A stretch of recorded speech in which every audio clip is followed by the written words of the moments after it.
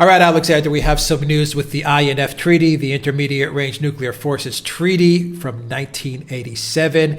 And from what I understand, you're going to clarify now, it has been fully scrapped by the United States. What's the situation going on with this treaty, Alexander? Right, now can we first of all say what this treaty is? This treaty is a treaty that was negotiated in the 1980s by Mikhail Gorbachev, who was at that time the Soviet leader, and who we all know had this policy of opening up to the West and of perestroika, changing Russian society in the way that eventually brought about the end of communism. And Ronald Reagan, who was, of course, the United States president at that time, who was Gorbachev's partner in moving forward towards the end of the Cold War. So this is not just an iconic treaty, it is one of the big treaties that brought that Cold War that had gone on in Europe for so long and which had brought the world on several occasions close to nuclear war. It was one of the key treaties that brought the Cold War to an end. Now, what did it do?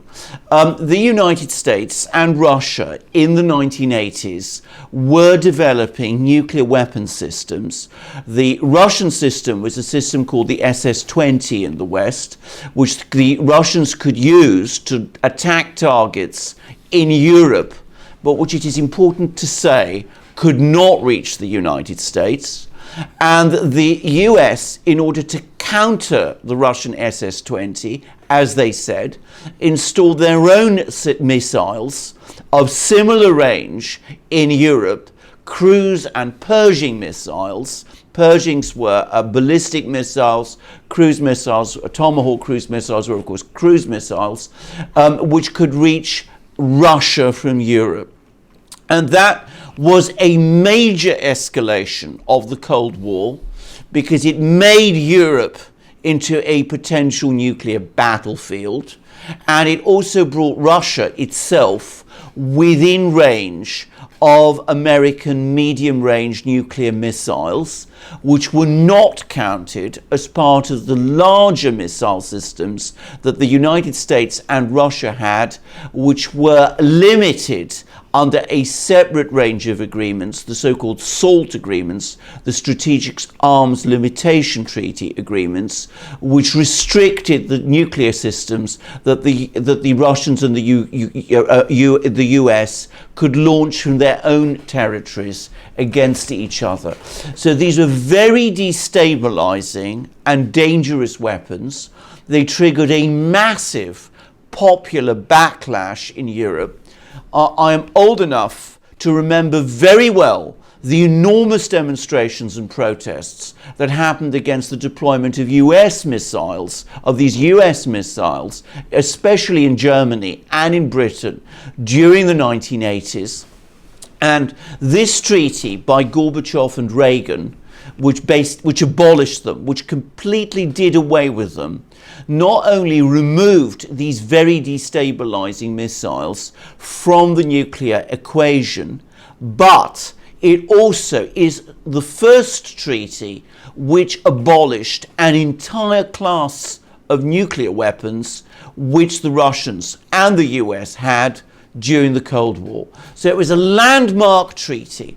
Now, what has happened is that the United States has now withdrawn from it. They've said that the Russians are in breach of that treaty, which I have grave doubts about, by the way. I think the evidence the US has provided that the Russians have breached this treaty is very thin, and the Russians have now said that they are pulling out of the treaty. Also, because obviously they can't continue to observe the terms of a treaty which the US has pulled out of, a bilateral treaty of this nature. So we're now going to see, it seems, the return of these very destabilizing and dangerous nuclear weapons to Europe, and Europe once again becoming a nuclear battlefield, just as it was in the last years of the Cold War. So to be clear, the U.S. is really not at risk here. It's more Europe that is at risk? It is not the US. That's an absolutely key point. The US is not directly at risk here. Russia is, and Europe is. But it's important to say something about this because, of course, from the Russian point of view, nuclear weapons that the United States can launch upon Russia from European territory are strategic weapons because they can do exactly the same kind of nuclear damage to Russia that nuclear weapons launched against Russia from the continental United States can do. So that calls into question, from the Russian point of view, the treaties which have existed which limits strategic nuclear weapons, that is to say the kind of nuclear weapons the Russians and the Americans have, which can hit each other from each other's territories. And the Russians are now signaling that they might very well reconsider their willingness to continue committing themselves to those bigger strategic arms treaties. Now, those big strategic arms treaties, the existing one is the so-called START II treaty. Those strategic arms treaties are the only treaties limiting nuclear weapons which are now left. And if those treaties end in when they are due to in 2021, there will be no treaties restricting the development and growth of nuclear weapons left anywhere in the world. So we will be back to the kind of nuclear arms race that the world has not seen since the most dangerous period of the Cold War in the 1950s and in the 1960s. Who does this benefit? Whose benefit is all of this? Because, I mean, obviously, big business, military-industrial complex. Is this what it's really all about? Because, you know, mutual assured destruction is obviously still at play here. And neither side would want the other side to attack and retaliate and essentially mean the end of existence as we know it. So is this really all about the military-industrial complex, or is there something deeper to this outcome? I think there are multiple agendas at work, and I think it is important to look at who it is who has pushed for the end of this treaty. Now, there are some people in Russia who were unhappy with it for various reasons, basically because they were saying that countries which neighbor Russia, like North Korea, for example, and China, have intermediate nuclear weapons, and Russia doesn't, and these weapons could reach Russia, and Russia doesn't have weapons that could retaliate to those weapons. But I think that those people in Russia who spoke in that way were pretty marginal and were not influential in policy. The people who pushed for the end of this treaty were in the United States. And I think the reason they've done this is there are multiple agendas here. Firstly, obviously, there is the military-industrial complex. And we must never forget this. I mean, there are people like Raytheon and all these companies who want to develop a new class of weapons because they make enormous profits from doing so. But I think there is also an ideological and geopolitical agenda which some people are following, which is that they say to themselves, let us now, since Russia is standing up to us, let us reintroduce these nuclear weapons to Europe. That will mean that we will put greater pressure on the Russians to fall into line. We can then detach the Russians from the Chinese, and at the same time, by bringing back this class of weapons, we can install similar weapons in places like Japan and conceivably Taiwan, within range of China. And there is clearly an ideological and geopolitical objective behind this on the part of some people. And I suspect that the single individual who's been pushing this hardest within the US government, you said exactly the word, John Bolton, who has consistently been opposed to all arms control agreements for as long as I can remember. So John Bolton is really the driving force in U.S. foreign policy at this moment. Exactly. I mean, I think this bears all his fingerprints, and I think that he has been relentlessly lobbying for it. Now, I think one thing I'm going to say is that, of course, we need to address, I think, the claim that the United States is making, because, of course, what the US is saying is that the Russians are in breach of this treaty because they've developed this version of the Iskander ballistic missile, which they say that this new version, which has a cruise missile warhead, breaks the treaty because it has a range greater than 500 kilometers, so that it is in fact an intermediate nuclear forces treaty. It's banned by the treaty, and that the Russians are in breach of that treaty. I think the evidence for that is incredibly thin. I think in reality, the Russians are saying it has a actually significantly smaller range that the US is saying, and the Russians have provided data from tests of this system, which appears to confirm what the Russians are saying. One of the saddest things for me is that the Europeans, who I am sure suspect the truth, have once again gone along with what the US is saying, even though simultaneously they are saying that they don't want to see US nuclear weapons in Europe again. I think once again we see how under the Atlanticist leadership of Angela Merkel and of the existing German government, with the British Conservative government and Macron back in play, you see a European policy of appeasing the most hardline elements in the US, once again trying to put the blame for all that goes wrong on the Russians, even though it's pretty obvious who is driving all of this and who's ultimately responsible for it. John Bolton and the hardliners in the US, exactly as you say. Well, John Bolton's the neoconservative warmonger, and Merkel, Macron, and these guys are the neoliberal warmongers. So, you know, the two sides of the circle, yeah. You put it very well, Alex. Now, I'm going to say something else.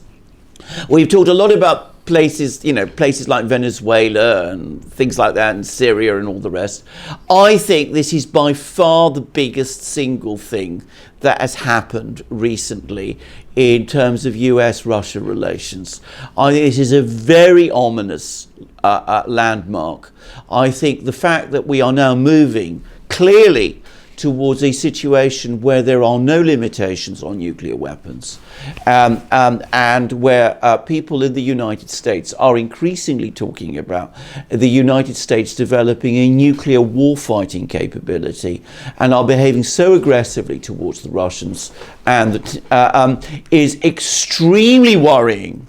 And if you want me to say something which we've touched upon on other programs, I think one of the most worrying and saddest things is that as we move into this very dangerous situation, all this extraordinary demonology of Putin and of Russia that we have been hearing so much about for so long has had the effect of essentially killing off the peace movement in Britain and the United States, which would once upon a time have opposed a very dangerous move like this. And I think when we talk about this ferocious anti-Russian propaganda campaign, we now see the consequences of it. Europe is now once again going to be, as I said, a potential battlefield for nuclear war, and the entire system of arms control, painstakingly negotiated since the 1960s, is now on the brink of complete collapse. Yeah, the European Union has shown once again that for all its bluster and for all its rhetoric, its anti-Trump rhetoric, it is nothing more than a powerless vassal state to the United States. That's without a doubt. And real quick, as you address that, Alexander, can you also address the other side of the coin, which is Lavrov and Shoigu as well, who've come out and they've given some comments as to what's going on here? Indeed so, because of course this is the other thing, because of course the Russians have not been idle. They could, I think, see for a long time which way things were going, and we now have a very clear Russian response. The first thing they're going to do, and it's very easy and quick for them to do, is that of course they have naval cruise missiles, the Calibre missiles, which we've seen used in Syria, and they're going to now develop them into a much longer range land-based version which can reach anywhere in Europe. So this they can do very fast, faster I suspect than the US can in terms of installing nuclear weapons that can reach Russia from Europe. It seems the US doesn't have analogous weapons it can develop and deploy quickly. But beyond that, the Russians are talking about deploying hypersonic systems in Europe, which they can use to knock out any American systems, any American nuclear weapons that are deployed in Europe, and which I suspect the Russians are also going to use to target these anti-ballistic missile systems that the United States has already installed in Romania and Poland. And in fact, we know pretty well what that West system is going to be. It is a system called Rubezh, which is a big ballistic missile with a hypersonic warhead, the same hypersonic warhead Putin talked about last year, the avant-garde hypersonic warhead. It will be able to attack anywhere in Europe. There is no defense to it, and they will be bringing it into service very fast. I also expect that the Russians are going to deploy nuclear-powered cruise missiles. They've already demonstrated them. And nuclear-powered underwater drones, the Poseidon drone, which they have already tested. And they're going to develop them and bring them into service. And they're going to tell the United States, these are our counters to whatever systems you deploy against us in Europe. So we're going to see a whole new escalation in the arms race. The Russians are ready for it. They already have the systems largely developed because they could see where this was all going. And I predict that they're going to bring these weapons into service now very fast. Shoigu spoke within a term of 2 years. Yeah, it's a very big story and a very sad story, and a story that I haven't seen any coverage on it whatsoever, to be quite honest. It's been barely reported. I mean, one would have thought this would be an enormously important thing. And in fact, to the extent that it is being reported, bizarrely, it's being reported as part of the anti-Trump narrative. This is crazy Trump, once again, doing something unilateral, which is, somehow shows what an unstable person he is. I mean, that is Trump is almost the least of it, frankly, because you could see the pressures to pull out of this treaty in the United States building up for a long, long time. And the Europeans, the European Union, as you rightly said, have been the accomplices to this thing. If the Europeans had come out and said categorically that there is absolutely no way we are agreeing to this thing, and if the US pulls out of this treaty, we will consider ourselves as sticking by it, and we will adamantly oppose any deployment of nuclear weapon systems by the United States in Europe. And if Angela Merkel and Haas, the German foreign minister, and the British and the French Macron were going to Moscow and telling the Russians, we will continue to abide by the terms of this treaty so long as you do. I mean, all of this would be contained. It is the Europeans who bear a very heavy responsibility for what is going wrong. Yeah, and the European leaders are painting a target on their backs. I mean, anywhere that these missiles are deployed in any country, that's it. That's the country that God forbid, something should happen. That's going to be where the first strike is. And I wonder if the citizens of Poland and Romania and Germany, wherever these missiles are going to be deployed, I wonder if they're aware of what's happening, what their leaders are deciding to do. Well, they're not. I mean, that's it. And as I said, and the anti-Russian hysteria and campaign is blinding them to this. I mean, so that, as I said, whereas Germany in the 1980s had a massive peace movement against missile deployments on German territory, led by the Greens, there is effectively no peace movement now in Germany, and the Greens are now the most anti-Russian party in Germany. So, I mean, that tells you how effective this anti-Russian campaign has been. Absolutely. Alexander Mercouris, Editor-in-Chief of the Duran, thank you very much. Guys, if you like this video, click on the subscribe button down below and click on that notifications bell to get notifications every time we push out a new video. And visit the Duran shop, pick up a t-shirt, help support the Duran. In the description box down below, you'll find links to our PayPal and Patreon pages. Please donate to the Duran. It really helps us out a lot. And of course, you get a copy of this video in audio format on iTunes and Soundcloud, so follow us there. And don't forget to visit theduran.com and see the articles that Alexander is looking up to every day. Alexander Mercouris, Editor-in-Chief of the Duran. Thank you. Till next time, everybody, take care.